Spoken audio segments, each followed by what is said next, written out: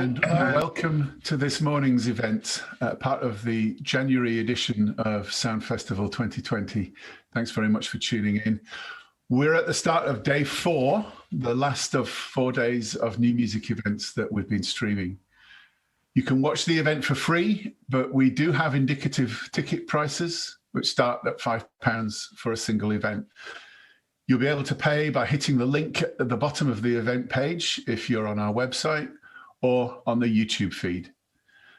Like the rest of the arts sector, we're struggling with a lack of ticket income, so we'd really appreciate it if you are able to contribute. Please do interact with us during this event. We love getting comments and thoughts during the event from the audience, so please post any questions that you might have in the live chat function of YouTube whilst it's happening.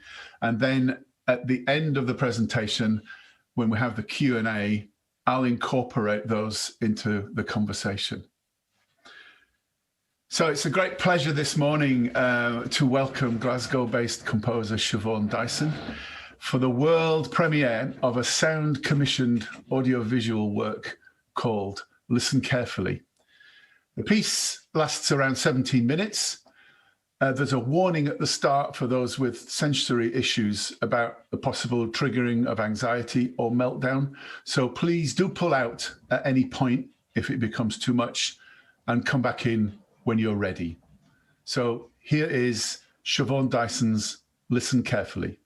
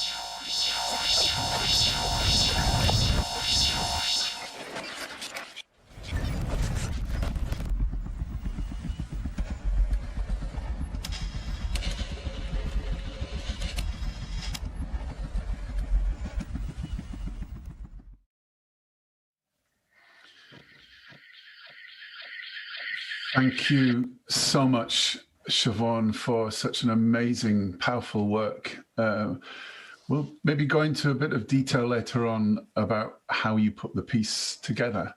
But this is obviously an incredibly personal piece. So perhaps you could go into a little bit more detail for the audience about the work, maybe amplify a little the program notes, and talk about how these sounds and images relate to you as an autistic person.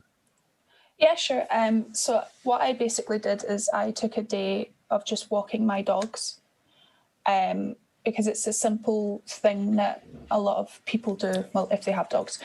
And I just wanted to try and emphasize what someone with autism could go through. I'm saying could, as a lot of autistic people are very different. Some have a lot more sensitivity to light, sound, touch. So yeah, and it was a very difficult piece to try and do because I was having to try and hype up everything in regards to hype up everything and then try and translate that to someone who doesn't have autism. So when I brought all the levels up, all the visuals up, it was actually causing me to become ill. So after every 2 minutes of the music of the piece, I actually had to stop. So I hope that answers the question. Yeah, that's a very brave and a fascinating kind of insight into how you, as an autistic composer, work on a piece that is about. We've had a huge amount of reaction to the piece in the YouTube chat. Jason Hodgson says the sounds of those lights and electricity in the first part of the piece is more or less how I hear it. And he's going to show it to some of his neurotypical friends who still don't quite get it. And I think that's a really interesting point from Jason. And I wanted to ask you, Siobhan, is your piece for everybody, or is it about trying to show people what it is like, a little bit about what it is like to be autistic? Yeah, it's definitely to show everybody what it's like to be autistic. With all the, you hear a natural sound and you think it's beautiful, but put an autistic person there and we could hear all the undertones and it hypes up and everything is so loud. So I just wanted to show the world what being autistic is like, especially with cars and lights. You can hear lights and it's very frustrating. So that's almost a synesthesia kind of thing. And I think the thing for me that came through really strongly was about sensory overload. And indeed, there was the warning at the start about that. And I think, am I right in thinking that one of the ways that you tried to portray that sensory overload was with things that we might avoid as filmmakers and sound designers, which are things like saturation in the film, blurred images, and in the sound, distortion, and so on? Yeah, I definitely tried to put weird things together because once one sensory is overwhelmed, they're all overwhelmed, I find. So I tried to show what it's like when we do get overwhelmed, and maybe people could understand why children are very difficult to manage if they're on the autistic spectrum, because they can't express how they feel when they're overwhelmed like that. As adults, it's gotten a lot easier, but still sometimes it's too hard to manage. Yeah. So it was definitely a conscious thought to do that, and yeah. What made you? So the film has quite a strong visual narrative of you leaving the flat to take your dogs for a walk in a park, but then you sort of rewind and repeat the event, and then super fast rewind at the end. Was there a reason for that particular narrative? Yeah, it was to express the routine that we crave. So I walk my dogs every day. and I expect the same thing to happen every day. And that was me trying to plan ahead. So when I have the rewind, it's actually going back to the door of when I'm just coming out of the living room in my flat.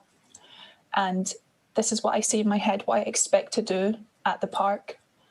And this is how I think, I don't want to generalise with all autistic people, but it's how I think I always plan so far ahead. And if things don't go right, then I start to freak out. So that's with the rewinds. Right. Just a couple of comments from Red Note Ensemble. I don't imagine it's the whole of them in the same room, but it's one of them. This was exhausting, but what an insight. I think that probably goes a reaction from a lot of people. Alexander Campin says, brilliant, huge congratulations. Craig Dyson, love how you changed the piece to reflect your anxiety levels. And Maya Zecho, a great piece. So it's had a really strong effect on people. Can I ask, right at the start, I felt there was a kind of menacing feel to the soundtrack. A kind of darkness, and there were various recognizable sounds coming in, sound of a helicopter, and then distant children's voices before what I presume is your voice talking to the dogs coming in, but distorted and distant. Was there a reason for those particular sounds at that point? Because when we repeated the film, there were different sounds at that stage. Yeah, so it was just to show the volume of sound. No, volume of sound. It's not the right word, but like the amount of sound that goes on all the time. And when it's repeated, it's just a slight but subtle change. And it's just to show that even though we crave our routine, something will always change, even if it's just something small, but we can notice it. Yeah. Yeah, I hope that answers the question. Yeah, no. I'm sorry I'm asking questions. It's, I'm fine. What you're saying is absolutely fine. The kind of electrical buzzing that was going on, is that a sound that you yourself you hear often, or was that another part of the narrative? Oh yeah, no, I hear that sound quite often, especially in stores when they have I don't know if it's halogen lights or something, I don't know what type of lights they have, but you can hear the buzzing. Yeah. And it is so annoying. It's like the car park down the stairs in my flat has, that's what they sound like. It's exactly what they sound like. It's so frustrating. And I just wanted to emphasize that. So if you see someone freaking out in a store, it's not because of the people. Well, it could be because of the people, but I find it's because of the lights themselves. Jason's just come back and said intensity. I think that's what they were saying earlier on about the lights and electricity having that kind of intense feeling there. I think it's incredible that you're bringing these sounds into the piece as well for us to listen to, as well as looking at the sensory overload and the audio-visual. The way that both of those elements work together, I think, is a real strength of this work. You've got a gentleman called Oliver Iredale Searle has said, congratulations, Siobhan. So that's okay then. Thanks, Ollie. It's good to get it. Go on. I also wanted to thank my dad for shouting me out earlier. Thanks, Dad. Yeah. Great. I got a question from Rylan Gleave. Ryland's asking, did you choose to film mostly continuously to add to the constant sensory input? It's really effective. Yeah, actually, I filmed the whole day. Wow. So what I did, I just had my camera around my neck and I would hold it like this. And it would follow my movements. I try not to be stiff, but sometimes when it was just getting too much, I would just let go of the camera. And obviously, being around my neck, I wouldn't drop it because it's expensive. But it's a continuous flow, and obviously I had to cut things out because it was 2 hours long initially. But I even filmed my drive to the park. So my camera. No, I set my camera, and I have a dash cam as well. So I just had that, but I decided not to put that in because I was going to show the differences between the outside noise of what I hear and why I have such loud music in the car. Right. But then copyright issues are a thing. So, I filmed all day, and it's supposed to be a continuous flow. And I think that Rylan, I noticed that as well about there's that relentlessness of the continuous filming. And the going forwards and coming back kind of thing. So you said a little bit there about how you made the video. Could you tell us, we'll talk a little bit now about the construction of the piece. How did you record the sounds? What made you choose particular sounds to record and place at particular points? How did I record? So what I did is, that's a hard question. Sorry. No, you're fine. What equipment? Was it the audio from the video camera, or was it a separate? Oh yeah, it was from the camera.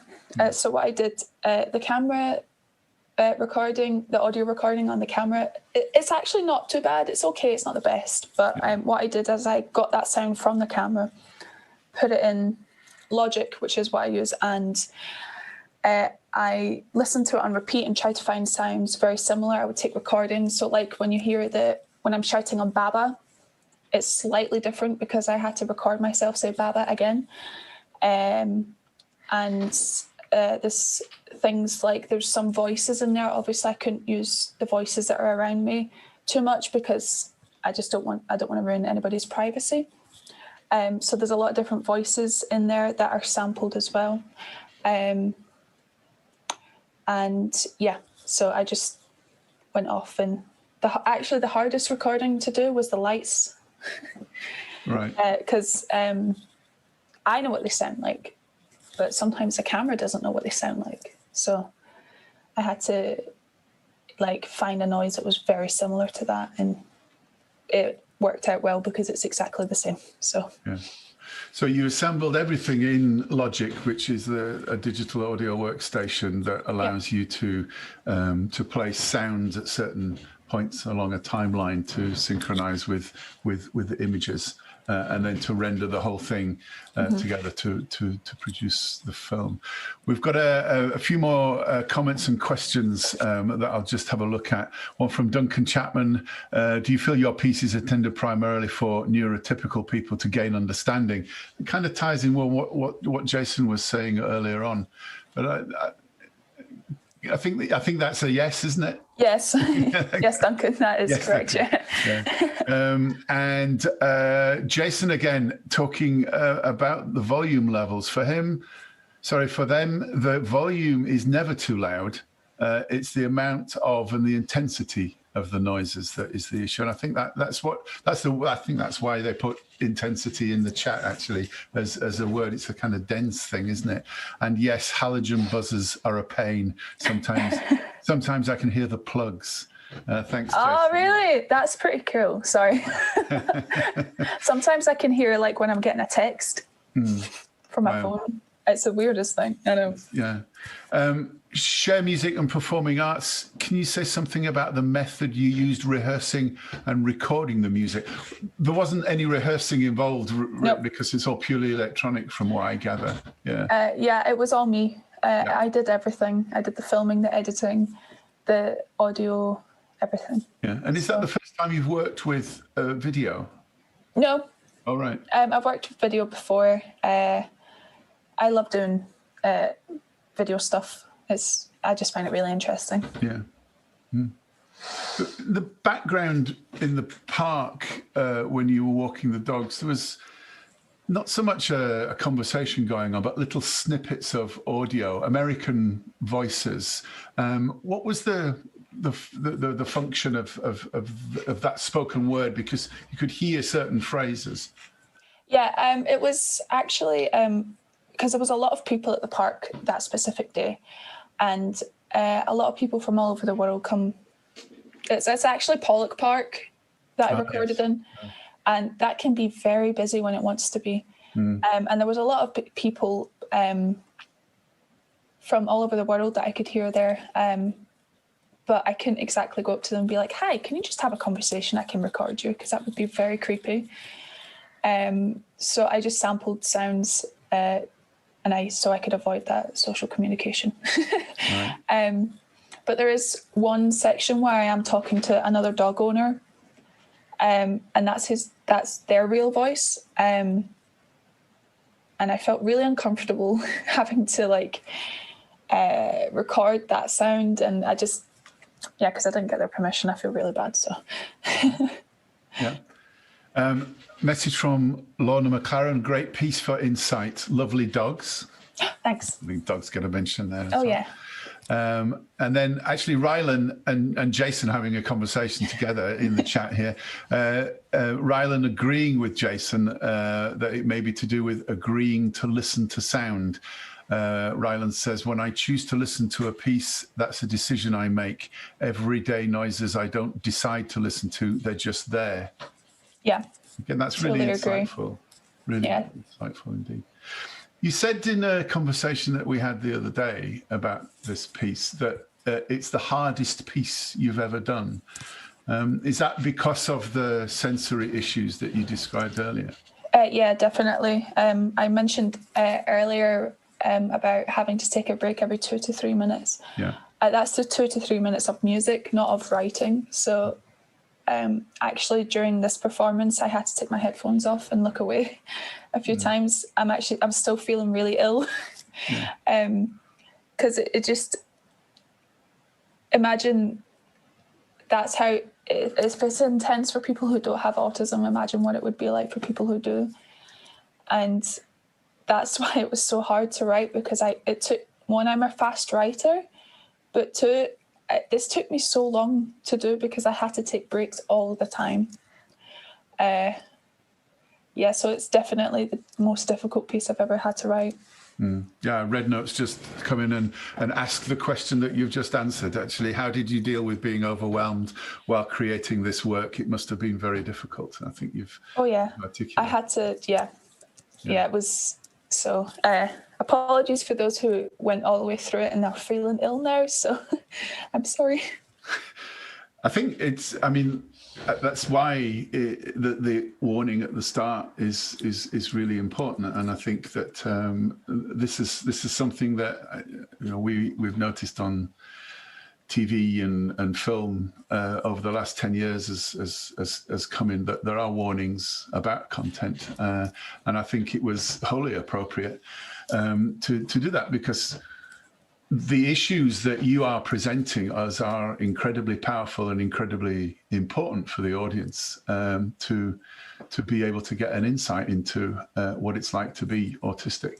And I think that, just what you described there about how hard this piece was to make, it's incredibly brave and makes the piece even more powerful, I think, to know that you've made that kind of temporary sacrifice to do that. So thank you, because that must have been quite traumatic at times. So. Oh yeah, a few meltdowns, but it's totally worth it. Yeah. Do you think you would tackle something like this, as difficult as this for you as an autistic composer, again? Maybe. I did enjoy filming it and making the music to an extent. I mean, because I am a composer, I do love what I do, and but I would like to, but I'm just worried. I'm concerned about myself, because I know that I'll probably be ill again, and I mean, there's definitely things I'd change in the film, make it different in some aspects. Yeah. But those are all technical issues that I would like to fix. But I guess the experience is so much more intense as you're working as a creative artist with the images and the sound intensively all the time. If you were writing a piece for horn quartet that somehow was evoking or was getting across what it's like to be someone with autism, would it be as intense an activity in the creation of it? No, I mean, if it was purely instrumental, no audio, no tape part or anything, it would definitely not be as intense. I think it just depends on how I write it, to be honest. Say if I wrote everything super loud, then it would probably be intense, but it would never be as intense as this. No, okay. Yeah. I think that's the nature of the material, well, the genre that you use, an audio-visual presentation. It really does, particularly with the first-person camera kind of angle. You put us in the position of you going out and experience us being able to experience a little bit of what it's like to have your kind of autism.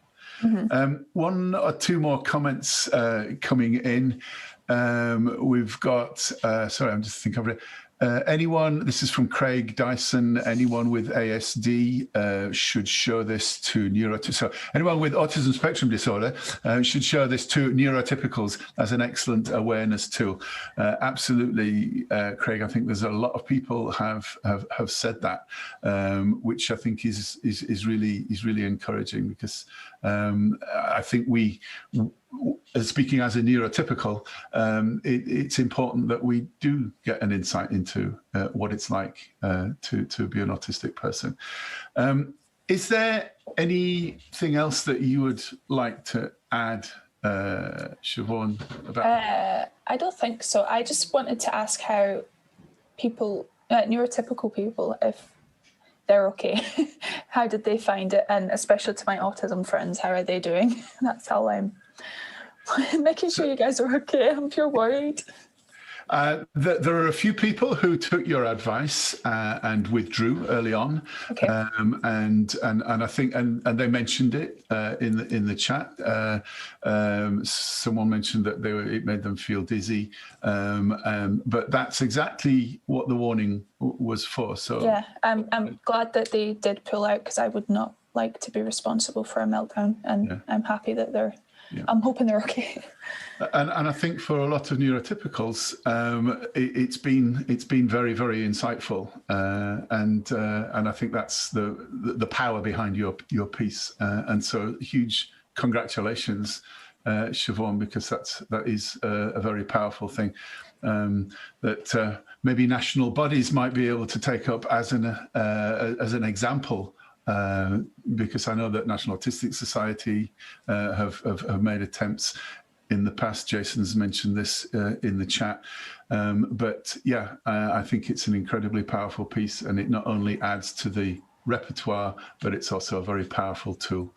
So, a comment from Ryland, autism friend here. I was dipping in and out as the sensory input was huge. Definitely agreed with Craig that neurotypicals should watch this though. So there we go. Thanks, Ryland. Thank you, Siobhan. Thank you. And thank you for the very insightful chat afterwards as well. And I think that once this goes back up on YouTube, that people will want to watch the film again and get the experience of what it's like to be an autistic person. So thank you very much indeed, Siobhan. Thank you. Thank you very much. That's okay. So we have one more concert left today in the Sound Festival, at Diversions, which will take place at 1 o'clock. And this is a concert of music by composers with autism, played by the Hebrides Ensemble as a recording of a concert that took place in Queen's Hall in December 2019.